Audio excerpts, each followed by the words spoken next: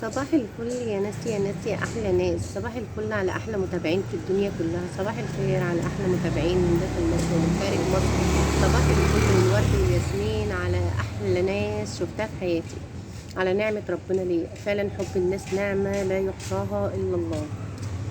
إيه، انا بس ببص عشان انا واقفه عند الشباك، لان انتوا عارفين ان انا اليومين دول اصلا متوقفه عن الفيديوهات بسبب تعب والدتي وانا عندها على طول. فانا لسه جايه وفتحت الدنيا وروقت شقتي وظبطت الدنيا، وبصوا بقى ايه، شوفوا الجو تحفه تحفه تحفه. انا بقول لكم هرجع لكم تاني وهنقف على رجلينا تاني، ومفيش حاجه هتوقفنا ومفيش حاجه هتكسرنا ومفيش حاجه هتعطلنا، واللي يعطلنا نقول له بالسلامه.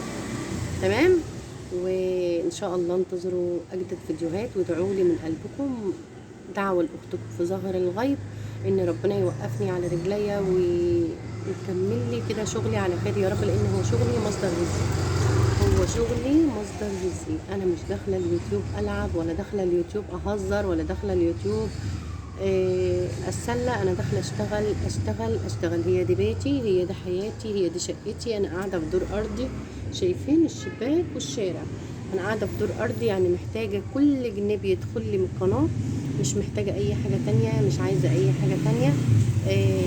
بتمنى بس ان انتوا تدعوا لي من ظهر الغيب ان ربنا يوفقني في حياتي، وربنا يكمل لي شغلي على خير يا رب، ويبعد عني ولاد الحرام ويقرب لي ولاد الحلال، ويكفيني شر الوحش يا رب العالمين. احنا وانتم كل من يا رب العالمين.